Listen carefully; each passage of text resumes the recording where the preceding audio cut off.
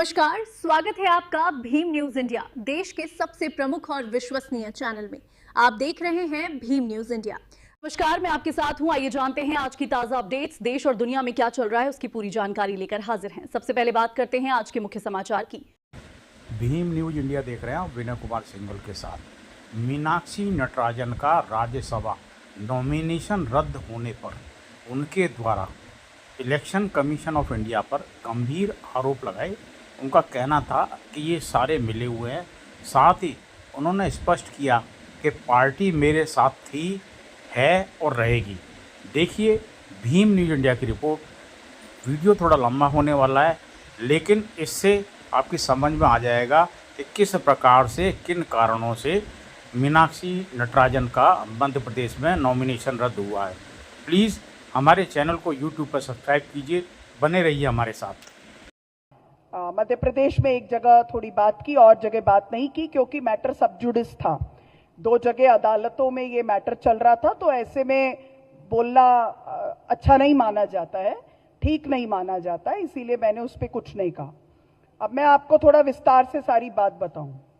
मध्य प्रदेश में 3 राज्यसभा की सीटें खाली हुई जिसको फिल करना था। 2 सीटें क्लियरली भारतीय जनता पार्टी के लिए गई। तीसरी सीट में 58 एमएलए कांग्रेस को चाहिए थे। कांग्रेस पार्टी के पास 62 एमएलए थे। 62 एमएलए होने पर हमारे पास 58 से हम थोड़ा ज़्यादा ही थे, तो मुझे वो सीट मिली और पार्टी ने मुझे अपना कैंडिडेट बनाया और मैंने मेरा नॉमिनेशन फाइल किया। बीजेपी के पास रिक्वायर्ड 58 से 10 सीट्स कम थी, उनके पास मात्र 48 एमएलए थे, लेकिन उसके बावजूद भी उन्होंने फाइल किया 3rd नॉमिनेशन। ये अपने आप में बताता है कि उसी दिन उनके मन में फाउल प्ले करने की बात आ गई थी। उन्होंने हरियाणा में ऐसे ही क्रॉस वोटिंग और फाउल प्ले किया था। अभी झारखंड में जो हुआ वो भी आप सबके सामने, क्योंकि 18 तारीख की वोटिंग भी हो गई, तो क्या किया गया वो आपके सामने है। तो फाउल प्ले के इंटेंशन के साथ ही उन्होंने 3rd नॉमिनेशन भरा। इस दौरान मध्य प्रदेश के एमएलएज, जब से मेरा कैंडिडेचर अनाउंस हुआ, ऑर्गेनिकली पहले दिन नामांकन में आए। सबने मेरा 4 सेट में हम फाइल कर सकते हैं नॉमिनेशन, हमने 4 सेट में फाइल किया। सारे एमएलए साथ आए, बिना किसी प्रकार के मोबिलाइजेशन के साथ आए। 2 प्रदेश कांग्रेस कमेटी के अध्यक्ष मध्य प्रदेश छोड़ के, माननीय महेश गौड़ जी तेलंगाना से और महाराष्ट्र से माननीय हर्षवर्धन सपकाल जी, ये भी साथ आए। तो एक तरह से ये क्लियर हो गया कि पूरी पार्टी ऑर्गेनिकली एक कैंडिडेट को सपोर्ट कर रही है। जब उनको ये महसूस हुआ कि इस बार यहाँ पे जोड़ तोड़ नहीं हो सकता, पैसों से खरीद फरोख्त नहीं हो सकता, डर के आधार पर भी खरीद फरोख्त नहीं हो सकता, तो उन्होंने इलेक्शन कमीशन के रिटर्निंग ऑफिसर्स के साथ ये साजिश रची। मैं पूरे जिम्मेदारी से कहूंगी, दोनों रिटर्निंग ऑफिसर्स कॉम्प्रोमाइज्ड हैं, election commission of India compromised है। देखिए, 2 कैंडिडेट्स फॉर्म भरते हैं। मैं भरती हूं मध्य प्रदेश में, परिमल नथवानी भरते हैं झारखंड में। मुझे उस दिन स्क्रूटिनी के दिन मुझे केवल समय दिया जाता है 5:30 बजे तक का कि मैं मेरा पक्ष रखूं। परिमल नथवानी को दिया जाता है अगले दिन सुबह 11 बजे तक का टाइम, और उनका रिजल्ट आउट होता है अगले दिन दोपहर में 3 बजे। मेरे केस में जब उन्होंने एक लीगल नोटिस, जो कि क्रिमिनल केस नहीं है, और अब आपसे ज्यादा किसी को नहीं पता, 12 तारीख को जब उच्चतम न्यायालय में मेरा इलेक्शन के स्टे को हम फाइट कर रहे थे, उसी दिन यहां हैदराबाद कोर्ट में उसका भी फैसला आ गया। कोर्ट ने यह कहा कि उनका जुरिस्डिक्शन नहीं है इसका कॉग्निसेंस भी लेने का, यानी कि कोई कॉग्निसेंस लिया नहीं गया था। भारतीय न्याय संहिता के संशोधन में अभी एक प्रावधान किया गया है कि मान लो लोग के अपना पक्ष रख सकें ताकि फ्रिवोलस केसेस फाइल न हो। यानी कि मेरा जो था वो तो कोई क्रिमिनल केस नहीं था, मात्र एक लीगल नोटिस था ऑन अ प्राइवेट कंप्लेंट, जो कि प्री कॉग्निसेंस स्टेज में था। अब लीगल नोटिस और प्री कॉग्निसेंस स्टेज के किसी भी नोटिस के लिए फॉर्म 26 में, जो कि इलेक्शन के एफिडेविट के तौर पे भरना पड़ता है, कोई कॉलम ही नहीं है जहां आप लिखो कि आप पर कौन से लीगल नोटिसेस पेंडिंग है। जब हम लीगल केसेस जो पेंडिंग है वो लिखते हैं, बहुत सारे कैंडिडेट्स लिखते हैं, तो लीगल नोटिस के लिए कोई कॉलम होता तो हम लिखते हैं, उसमें न लिखने जैसी कोई बात ही नहीं थी। इनफैक्ट जब रिटर्निंग ऑफिसर्स ने मेरे से पूछा कि क्या आप पे कोई लीगल नोटिस पेंडिंग है, जबकि ऑब्जेक्शन रेस हो गया, तो मैंने कहा हाँ मेरे पे पेंडिंग है। As a law abiding citizen मैंने उस नोटिस का जवाब दिया है, क्योंकि जिस मैटर पे उन्होंने लीगल नोटिस डाला है वो तो मेरे कार्यकाल के पहले का है। मैं 2025 में इंचार्ज बन के आई, ये मैटर तो उसके बहुत पहले का है, तो मेरा तो उसका इससे कोई कनेक्शन ही नहीं है। तो ये बहुत साफ बात थी। और हमारे वकीलों ने, जिसमें विवेक तनखा जी और डॉक्टर अभिषेक मनु सिंघवी, जो कि देश के नामी लीगल लुमिनरीज हैं, उन्होंने मेरा पूरा एफिडेविट चेक किया। उन्होंने ये कहा कि फॉर्म 26 में कोई जगह नहीं है, और इलेक्शन कमीशन के हैंडबुक 2023 में स्पष्ट ये कहा गया है कि रिटर्निंग ऑफिसर्स के पास इतना समय नहीं होता, इतनी जानकारी नहीं होती कि आधे घंटे में वो स्क्रूटिनाइज करके बोले कि केस सही है या नहीं। उसके लिए तो कोर्ट ऑफ लॉ है। जीतने के बाद आप इलेक्शन पिटीशन फाइल कर सकते हो कि इन्होंने झूठा हलफनामा दिया, अगर दिया है तो किसी का भी नामांकन रिजेक्ट कर ही नहीं सकते। तो 2023 के मैनुअल के हिसाब से वो झारखंड के परिमल नथवानी को रिजेक्ट नहीं करते, और मेरे ऊपर 2016 का रूल बुक लागू करते हैं, और जो केस का कॉग्निसेंस ही नहीं हुआ उसके लिए ऑर्डर में डिसीजन में लिखते हैं कि कॉग्निसेंस लिया हुआ केस है और इसलिए हम इसको खारिज करते हैं। ये अपने आप में दिखाता है कि election commission of India compromised है। एक बात। दूसरी बात, वेल विद इन टाइम, क्योंकि अगले दिन ये मेरा नामांकन खारिज हुआ 9 तारीख की शाम को 6 बजे, अगले दिन 3 बजे तक स्क्रूटिनी का टाइम था, that is on the 10th। We went to the election commission of India. Doctor Abhishek Manu Singhvi ji was, and he is also Rajya Sabha MP from Telangana, he was kind enough to directly drive from airport to the election commission, मतलब वो London में थे। He came back for just this, to plead this case। वो और विवेक तनखा जी, रणदीप सुरजेवाला जी और हमारा एक high level delegation, हम सब इलेक्शन कमीशन ऑफ इंडिया 12 बजे गए। उस दिन इलेक्शन कमीशन ऑफ इंडिया तो इनका अपीलेट अथॉरिटी है, नीचे के 2 रिटर्निंग ऑफिसर्स के ऊपर की एपेक्स बॉडी तो इलेक्शन कमीशन ऑफ इंडिया है। उस दिन दोपहर 3 बजे तक उनके पास टाइम था कि वो अपनी गलती एक्सेप्ट करते, सेट असाइड करते इस फैसले को।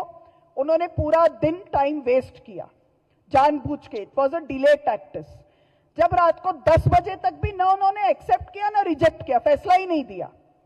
जब रात को 10 बजे तक भी फैसला नहीं दिया तो हम लोगों ने रात के 1:30 बजे ई फाइलिंग किया माननीय सुप्रीम कोर्ट में, and the honourable supreme court said that they can not do the hearing on the 11th, which was coincidentally the last day of withdrawal, तो इसलिए उनको सर्टिफिकेट मिल गया।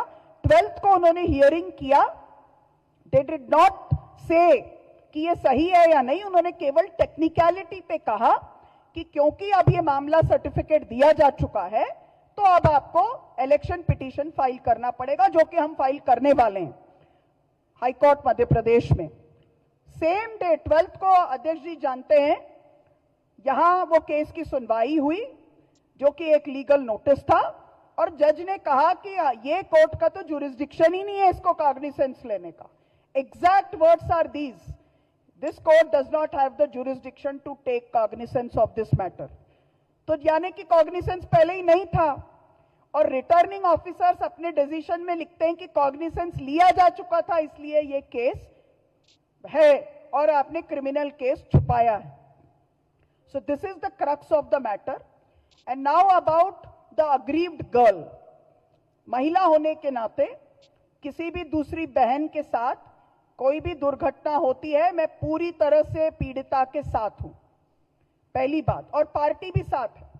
लेकिन ये आरोप कि पार्टी ने उस पर कोई कार्रवाई नहीं की, ये बिल्कुल गलत है। जिस व्यक्ति के खिलाफ आरोप था वो पोस्ट में थे, उनका नाम इलेक्शन के सर्वे में नंबर 1 कैंडिडेट के तौर पे आया, लेकिन 2023 में जबकि we were struggling and every MLA seat counted to us, क्योंकि हमें भी सरकार बनानी थी and it was a risky situation, you all know about it, तो भी पार्टी ने डिसाइड किया कि नहीं, उनको टिकट हम डिनाई करेंगे क्योंकि ये तो बहुत सीरियस चार्जेस हैं। I am coming to that. So we denied him ticket number 1, जबकि एक एक सीट का संघर्ष था 23 में, तब तो नहीं पता था कि कंफर्टेबली सरकार आ रही है। This was before elections. Number 2, he was a DCC president just on charges, even now the charges aren't proved, by the way, लेकिन on a moral ground, on moral responsibility, party ने उनको DCC से हटाया।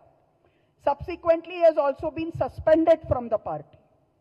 पर अगर कोई आके हमको ये कहे कि आज भी वो घूमता है, अपने नीस की प्रोग्राम में जाता है, तो that we have no authority to check anybody else's movement।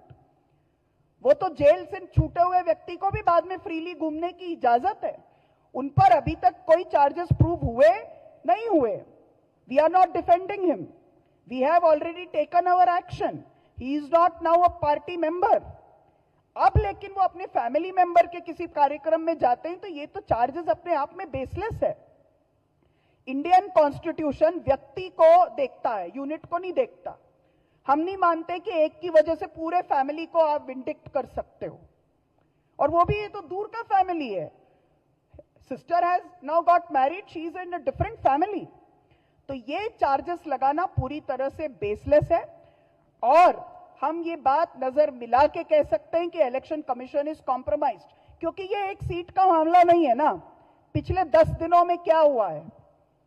अब हम सिर्फ वोट चोरी, राहुल जी ने पहले कहा, फिर सीट चोरी यानी मेरे सीट की चोरी की, क्रॉस वोटिंग से हरियाणा में उन्होंने एक सीट चुराने की कोशिश की, झारखंड में उन्होंने एक सीट चुरा लिया पैसों से, खरीद फरोख्त और डर से। लेकिन अब पार्टी चोरी की तरफ बढ़ गए हैं, क्योंकि 1 नेशन 1 पार्टी की तरफ ये बढ़ाना चाहते हैं और लोकतंत्र को मौकरी में बदलना चाहते हैं। लार्जर इश्यू ये है। नाउ लास्ट पॉइंट इसके बारे में, क्योंकि बहुत बात हुई है, बहुत तरह के कॉन्स्पिरेसी थ्योरी बहुत स्मार्टली भारतीय जनता पार्टी ने प्लांट की है। I don't by any of these theories, सब फेक बात है, ये ध्यान भटकाने की बात है। और नॉर्थ इंडिया ये बात को अच्छी तरह से जानता है। विंध्य के नीचे थोड़ा भारतीय जनता पार्टी से कम सामना करना पड़ा है आप लोगों को। एक समय था 90s में, इन्होंने पूरे देश में ये फैलाया कि गणेश जी की प्रतिमाएं दूध पी रही हैं। इन्होंने माननीय महामहिम शंकर दयाल शर्मा जी जीवित थे, राष्ट्रपति थे, ये फैला दिया कि वो मर गए हैं, जो भी झूठ था। सिटिंग राष्ट्रपति को मृत घोषित करवा के एक अफवाह चलाया, और ये वो जमाना था जब सोशल मीडिया नहीं था, और अब तो सोशल मीडिया है। तो वेरी कन्वीनियंटली, ताकि हम इलेक्शन कमीशन ऑफ इंडिया पे सवाल न खड़े करें, ताकि हम इन लोगों के ऊपर सवाल न खड़े करें, इन्होंने ये इल्जाम लगाया कि कोई ना कोई कॉन्स्पिरेसी है। पूरी पार्टी एक साथ है, ये खरीद फरोख्त जरूर करते, मगर पार्टी को एकदम इतना साथ देखकर ही उन्होंने ये करने का तय किया। All these conspiracy theories are bogus, completely baseless, and let me tell you, the party had come together in a way which was unprecedented. इसीलिए उन्होंने ये क्रूशियल काम इलेक्शन नॉमिनेशन को रिजेक्ट करने का तय किया और उसको पूरा किया। नाउ लास्ट पॉइंट, कि हम में से कोई इस बात से निराश नहीं है। We are not disappointed, not for 1 moment, because इसने सारे लोगों के सामने एक्सपोज किया है कि इनका क्या कोलूजन है। अब आपको फाइनल बात बताती हूं। सुप्रीम कोर्ट में जिस दिन मेरे मामले की हियरिंग हुई, हमारा केस तो इलेक्शन कमीशन ऑफ इंडिया के खिलाफ था। तीनों कैंडिडेट्स का इलेक्शन अगर सेट असाइड होता तो होता, इसलिए उनके भी वकील लड़ रहे थे। Tushar Mehta was defending those 3 candidates. Election commission of India के भी एक वकील थे, नायडू साहब, जो उनको डिफेंड कर रहे थे। हमने स्टेट ऑफ मध्य प्रदेश के खिलाफ तो कोई एलिगेशन ही नहीं किया था, लेकिन स्टेट ऑफ मध्य प्रदेश को डिफेंड करने के लिए मुकुल रोहतगी साहब हायर किए गए और वो डिफेंड कर रहे थे। ये अपने आप में दिखाता है कि कैसा कोल्यूशन बिटवीन इलेक्शन कमीशन के रिटर्निंग ऑफिसर्स और स्टेट ऑफ मध्य प्रदेश था। So this is the long and short of it. आपको ये कहना चाहती हूं कि उसके बाद अपने आप से पूरे देश में सब जगह अलग अलग मूवमेंट्स हुए, अलग अलग लोगों ने डेमोक्रेसी के पक्ष में आकर खड़ा होना तय किया, और जो डेमोक्रेसी के नाम पे मखौल हो रहा है चुनाव में और बाद में, जो राहुल जी 2 साल से कह रहे थे, वो बात एकदम से लोगों के सामने क्लियर हुई और स्पष्ट हुई, और रोज लोगों को दिखाई दे रहा है कि किस तरह से हर भारत के संवैधानिक संस्था को इन्होंने कॉम्प्रोमाइज किया है। So this we are fighting against a गठबंधन जिसमें ये सारे कॉम्प्रोमाइज्ड इंस्टीट्यूशंस हैं, अनफॉर्चुनेटली, जिनको कि हमारे कॉन्स्टिट्यूशनल फोरफादर्स ने चेक्स एंड बैलेंसेस के लिए बनाया, सारे कॉम्प्रोमाइज्ड हैं, और ये प्रेजेंट सरकार कॉम्प्रोमाइज्ड है। यही हम कहना चाहते हैं। हम माननीय उच्चतम न्यायालय का धन्यवाद करते हैं कि जिन्होंने फैसला दिया, और उन्होंने एक टेक्निकल ग्राउंड पे एक फैसला दिया, हम उसका सम्मान करते हैं, और जो अदालती प्रक्रिया होगी उस प्रक्रिया का पालन करेंगे। 45 डेज के अंदर अंदर पिटीशन लगाना होता है, चैलेंज करना होता है, और वो हम जरूर करेंगे। Thank you.